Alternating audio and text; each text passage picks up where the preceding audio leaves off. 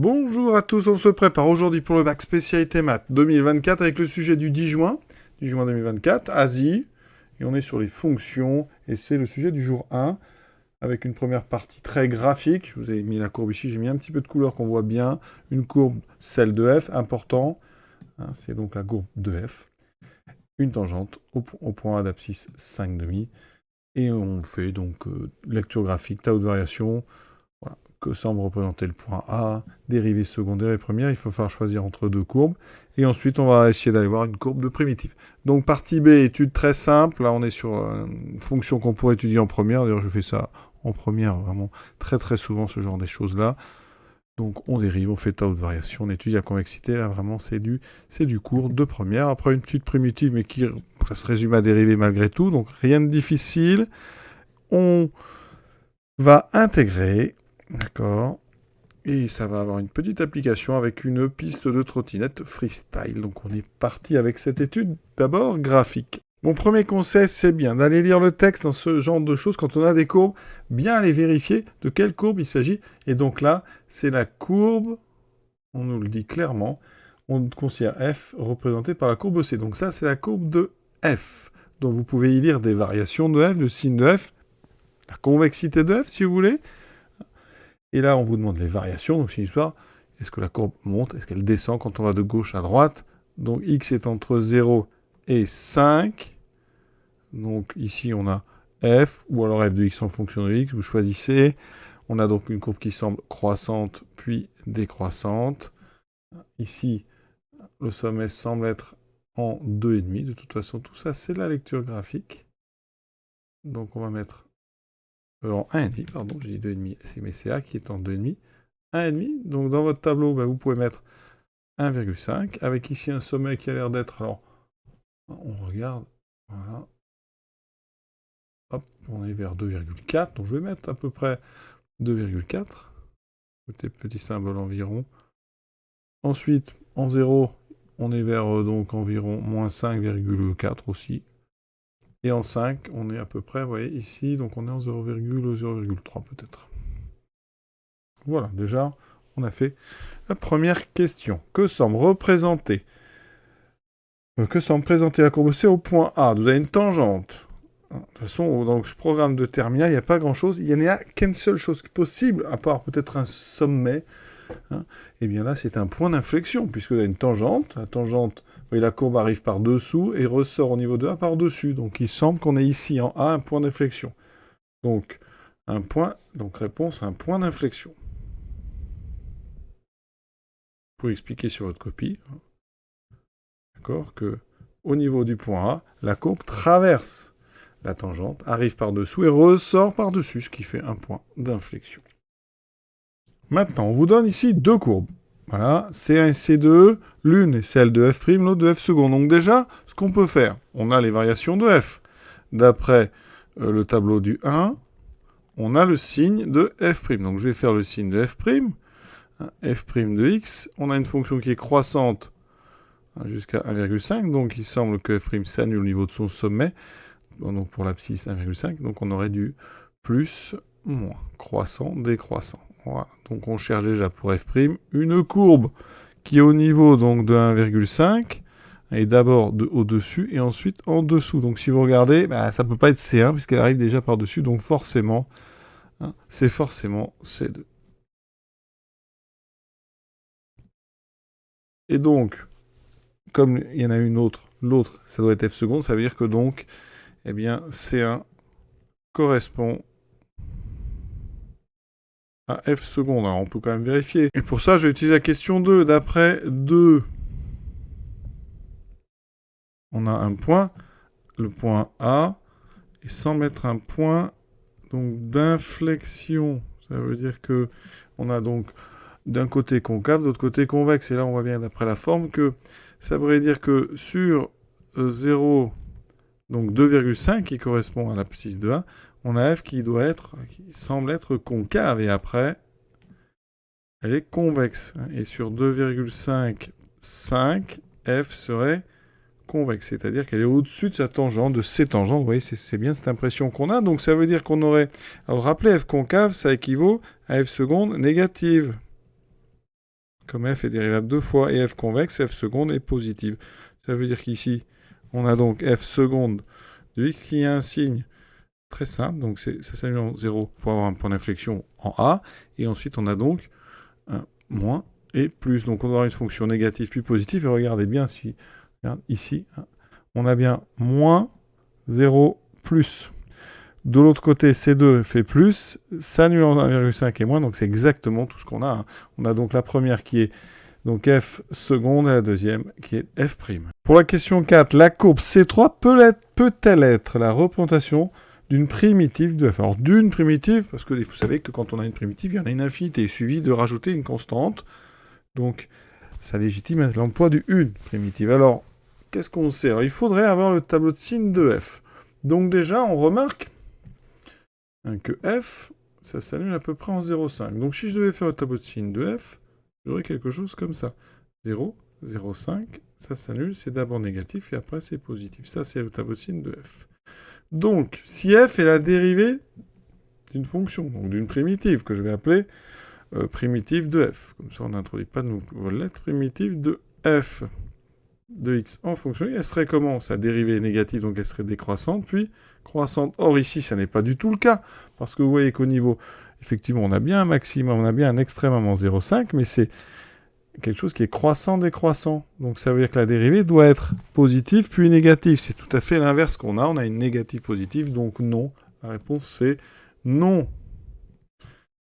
C3 n'est pas la courbe d'une primitive de f sur l'intervalle, donc 0,5. D'accord? Alors, là, on n'a que sur 0,5, hein, mais sur plus l'infini ici. Hein. Donc, on peut dire non, et on a terminé cette partie graphique. Partie B, alors qu'est-ce qu'on peut remarquer? F est définie, est 2 fois dérivable, donc il n'y a pas besoin de justifier qu'elle est dérivable. Deux fois, donc on va pouvoir considérer f' et f seconde. On a l'expression 1 sur donc 0 plus l'infini, donc f'. Alors, déjà, on va dire que f est dérivable. Alors, moi, j'aime bien le dire, vous n'êtes pas obligé, puisque c'est précis. F est dérivable donc sur 0 plus l'infini. D'accord? Donc, ça veut dire que on sait que quel que soit x, donc alors, supérieur ou égal à 0, hein, ça c'est 0 plus l'infini. Qu'est-ce qu'on a? On a f de x, alors je le détaille, hein, vous n'êtes pas obligé forcément, mais ici on est là pour expliquer. Donc f de x égale u de x fois v de x avec u de x qui vaut donc 4x moins 2. Donc ça, si vous voulez l'expression de la dérivée, il n'y a aucun problème. Ça fait 4. Et v de x, c'est exponentielle moins x plus 1. Quand on dérive exponentielle moins x plus 1, on est dans une formule de composé. C'est exponentielle u. Quand u est dérivable, ça fait u' e de u. Donc ici, on dérive moins x plus 1. Ça fait moins 1 v' de x égale moins exponentielle moins x plus 1. J'applique la formule la plus connue que tout le monde vraiment arrive à appliquer, u'v plus v'u. Donc je vais faire u'v, donc 4 exponentielle moins x plus 1, plus v'u. Je vais d'abord écrire v'. Vous pouvez écrire u d'abord, mais c'est plus pratique vraiment de mettre v' en premier. 4x moins 2. Voilà, en tout cas, vous pouvez mettre dans le sens que vous voulez, mais souvent il y a des moins qui apparaissent ici, ou des coefficients dans v', donc on les met tout de suite ici. Alors vous pouvez, si vous voulez, donc enlever les parenthèses. Ça fait moins. Alors l'exponentielle, vous pouvez le mettre derrière. On peut écrire ça comme ceci. Important que vous arriviez à moduler l'ordre en fonction de vos besoins. Donc là, j'ai mis 4x moins 2 devant l'exponentielle. Ensuite, on peut factoriser par exponentielle moins x plus 1. J'aurai donc 4. Et on n'oublie pas les parenthèses. 4 moins 4x moins 2 avec une parenthèse.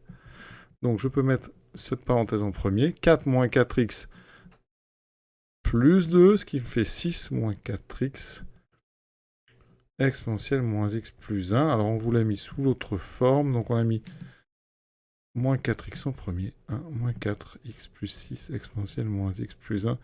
C'est QFD. C'est bien ce qu'on cherchait à montrer. Utiliser ce résultat. On se demande bien ce qu'on pourrait utiliser d'autres. Mais pour déterminer le tableau complet des variations. C'est très simple. Vraiment. Et en plus, vraiment trop d'infos. On vous donne même la limite. Vous n'avez même pas besoin de la chercher. On aurait pu faire un petit travail là-dessus. Mais même pas. Alors, je pourrais vous montrer après comment on fait, parce que c'est toujours intéressant. Donc, le tableau de variation, par contre, on a ceci. Donc, on a x, on est entre 0 et plus l'infini. Vous aurez moins 4x plus 6 Vous aurez exponentielle de moins x plus 1. Je le mets dans le tableau. Hein. Mais ici, normalement, avant, vous aurez dit, quel que soit grand x, exponentielle de grand x est strictement positif. Donc, plus 6, ça s'annule en... Donc, ça fait moins 4x égale moins 6. X égale moins 6 sur moins 4. On peut enlever de moins 3 demi. Hein, c'est une expression affine avec une pente négative. Donc, c'est plus d'abord, moins ensuite. Quand on a plus, maintenant f', on a plus 0, moins. Et donc, j'ai les variations de f. Donc ici, on écrit f, ou on écrit f de x en fonction de x. Hein. Ça sera donc croissant, décroissant. Alors, si vous avez bien dit clairement ceci, hein, vous pouvez dire que, par exemple, f' est du signe de moins 4x plus 6. Et comme ça, arriver directement à cette ligne ici. Hein.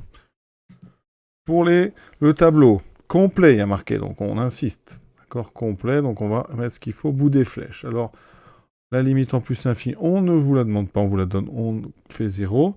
Vous aurez besoin de f de 0, je remplace, ça fait 4 fois 0, moins 2 exponentielle 1, ce qui fait moins 2e. Moins 2e. F de 3 demi. Donc 3 demi, 4 fois 3 demi, moins 2, exponentielle moins 3 demi, plus 1. Alors ça, c'est toujours intéressant. C'est vraiment un exercice qu'il faut faire, ça, calculer des images. On obtient ici 12 sur 2, 6 moins 2, 4, exponentielle 2, moins 3 demi plus 1, ça fait moins 3 demi plus 2 demi, moins 1 demi. Alors on peut s'arrêter là. Ça va donner 4 fois 3 demi, donc 12 demi, 6 moins 2, 4, exponentielle moins 3 demi plus 2 demi, donc moins 1 demi. Alors on peut laisser ça comme ça. Donc ça, c'est une valeur exacte. Je mets 4 exponentielle moins 1 demi. Sinon, on pouvait faire aussi des choses. Parce que 4 exponentielle moins 1 demi, c'est 4 sur e exponentielle 1 demi. Mais exponentielle 1 demi, sa puissance, en fait, c'est racine de e. Ça fait, vous pouvez écrire ça sous la forme 4 sur racine de e si vous avez envie. Mais on peut laisser 4 exponentielle moins 1 demi. Alors pour la limite, on a une forme à déterminer parce que 4x moins 2, ça va vers plus l'infini exponentielle moins x plus 1 vers 0. Donc, ce qu'on peut faire, c'est tout d'abord des petites transformations. Ici, je vais séparer. Donc 4x exponentielle moins x plus 1. On va voir ce qu'on aurait pu vous proposer comme transformation. Ça fait ceci. Et là, je vous propose de utiliser le cours et dire que exponentielle moins x plus 1, c'est tout simplement exponentielle moins x fois exponentielle 1. Donc c'est e multiplié par exponentielle moins x. E, c'est un nombre. Hein. Donc là, j'ai 4x fois e de moins x. Moins 2 exponentielle moins x plus 1. Alors regardez, ici, je vais faire une dernière petite transformation. Le e, je le mets là.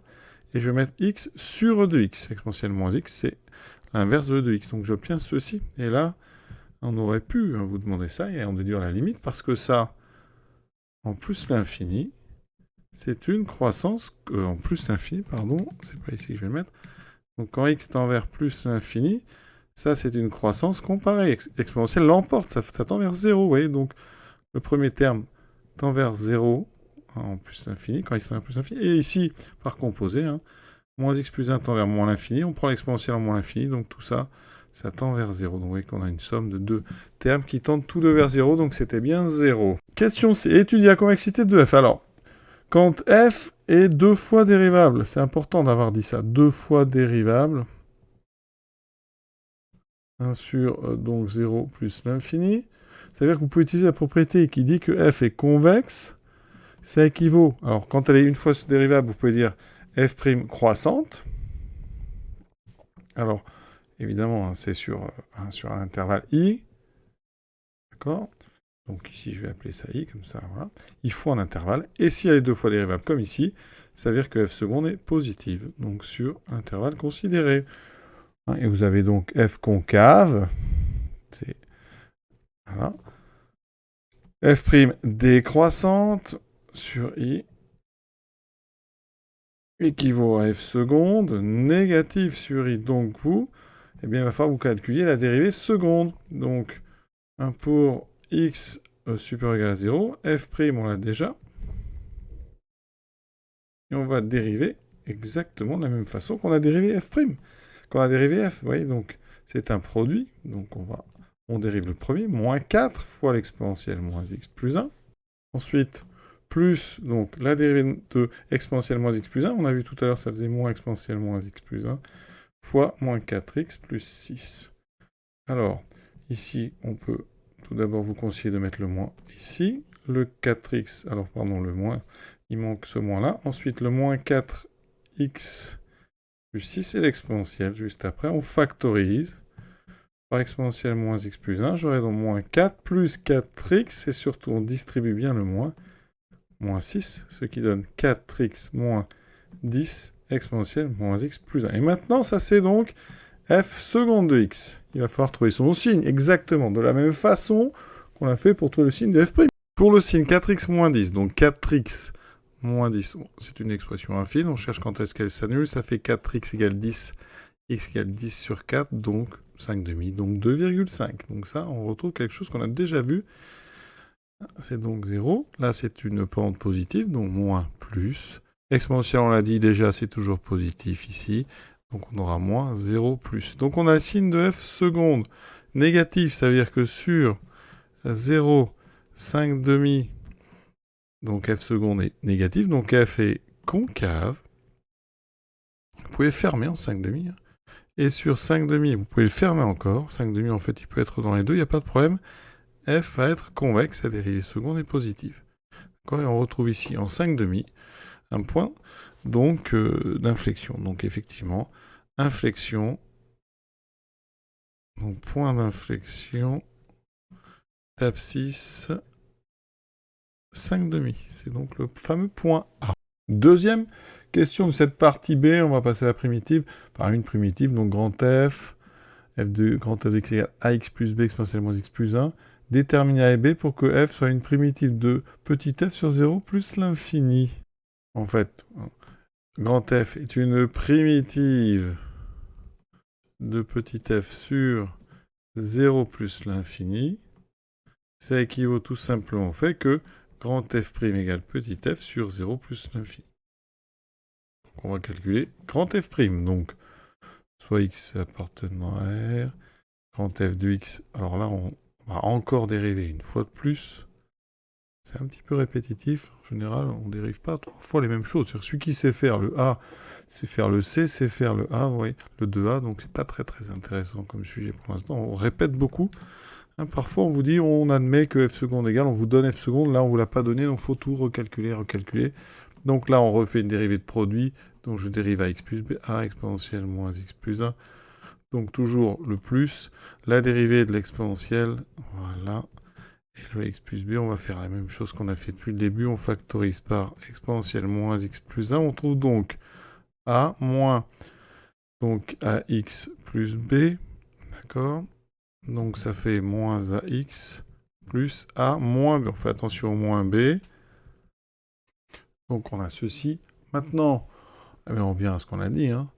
Donc grand f' égale petit f sur donc 0 plus l'infini, ça équivaut à quoi?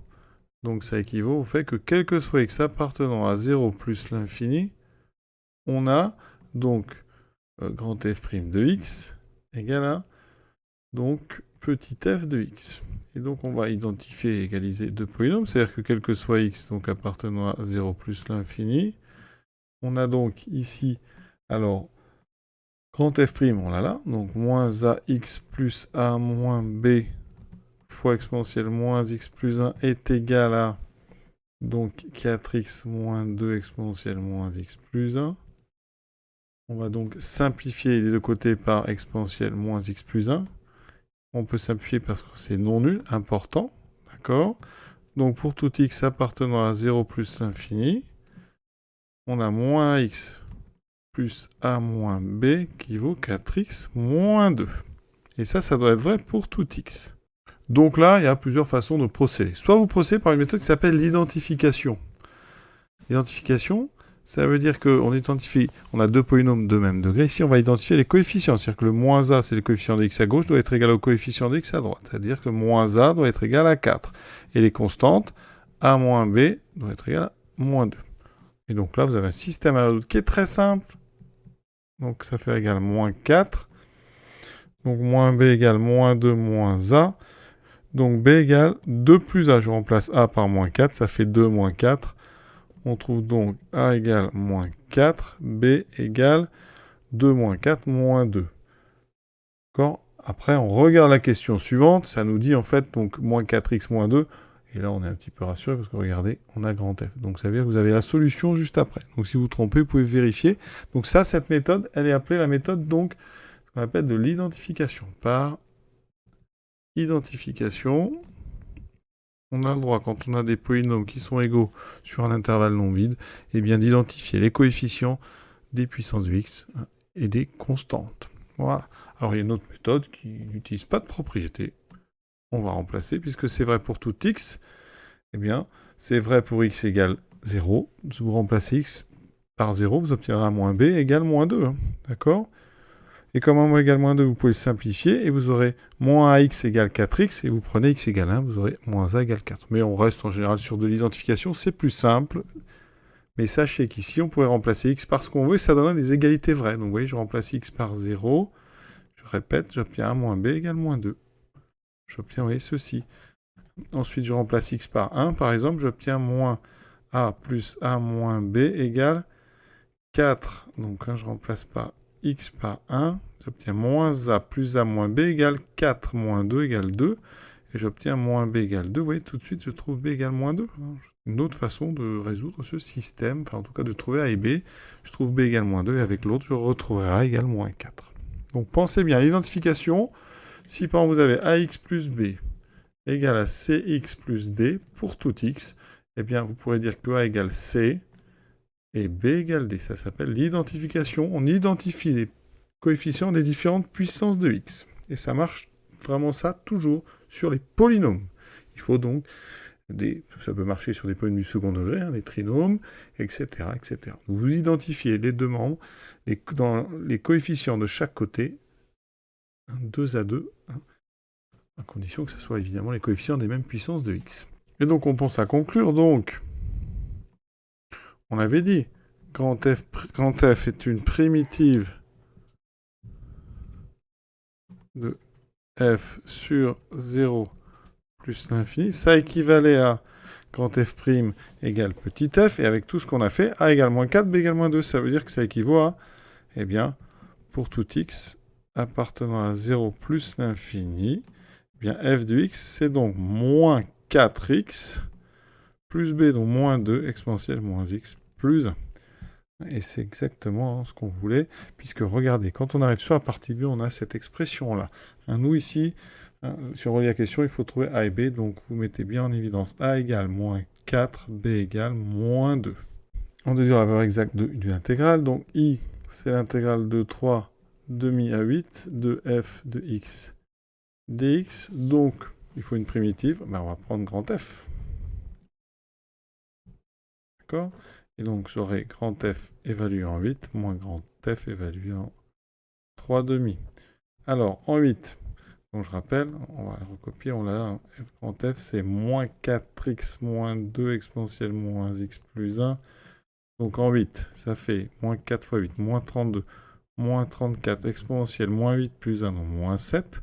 Moins, donc le moins de ici, et f de 3 demi, donc moins 4 fois 3 demi, ça fait, sur 2, on a vu tout à l'heure, ça fait moins 6, moins 2, ça fait donc moins 8. Exponentielle, moins 3 demi, plus 1, donc moins 1 demi. Ce qui me donne moins 34, exponentielle, moins 7. Moins, ça fait plus 8, exponentielle, moins 1 demi. Alors on peut l'écrire peut-être dans l'autre sens. 8 exponentielle, moins 1 demi, moins 34 exponentielle, moins 7. Là, ça, donc, c'est une valeur exacte. Donc, valeur approchée à 10 moins 2 près. Vous voyez que ça me donne la machine. Donc, à peu près 4, alors il faut, on va regarder deux chiffres à virgule, 4,82. Donc, on est toujours à 10 moins 2 près. Maintenant, une municipalité a décidé de construire une piste de trottinette de freestyle. Ouais, vous voyez, la pente est ici.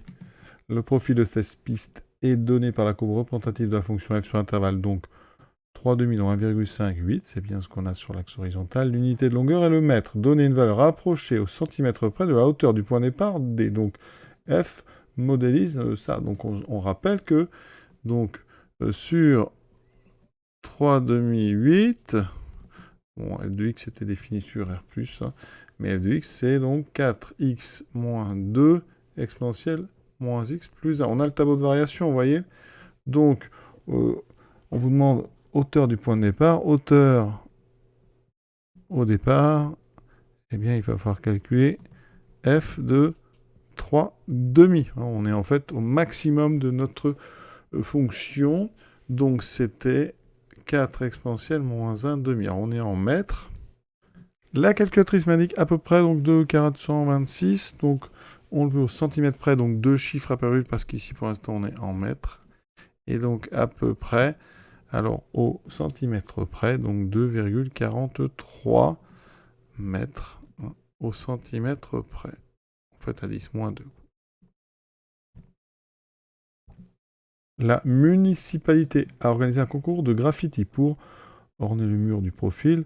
Et il faut recouvrir environ 75% de la surface du mur. Donc le mur, il est là. Donc, vous voyez que ça correspond au domaine qui est sous la courbe, entre 1,5 et 8. Ça correspond exactement à l'intégrale qu'on a calculée. Il va par contre falloir après calculer 75% de cette surface. Et on verra combien il faut de bombes, puisque une bombe permet de faire 0,8 mètres carrés. Donc déjà, F est positive sur 1,58. Donc l'air en mètres carrés, ça correspond à l'air du domaine sous la courbe. Donc l'air borné par la courbe. L'axe des abscisses et les deux verticales, x, l'équation x égale 1,5 et x égale 8. Donc cette intégrale, eh bien, on l'a calculée ici. Donc l'air vaut donc exactement 8e moins 1 demi moins 34e puissance moins 7, exactement, donc mètre carré. Et ça, important, c'est que l'unité de longueur est le mètre, donc vous pouvez peut-être le mettre même sur votre copie. Donc, à peu près 4,82 mètres carrés, d'accord, donc à 10 moins 2 mètres carrés près. On ordre 75% de A, donc je prends la valeur exacte, ce sera plus simple. Donc, à peu près 3,60. Alors ici, on est à 159, donc j'arrondis à 3,62 mètres carrés. Donc toujours à 10 moins 2 mètres carrés près. Ensuite, on sait qu'une bombe de 150 ml fait 0,8 mètres carrés. Donc là, c'est pas compliqué, vous faites 362 divisé par 8, et même par 0,8. Ce qui me donne, et la calculatrice, donc à peu près, on est toujours sur à peu près, donc 4,525 bombes. Donc on doit en prendre une entière, donc il faut 5 bombes. Voilà, et on a terminé cet exercice. Voilà. Je vous souhaite une bonne fin de journée à tous et à très bientôt.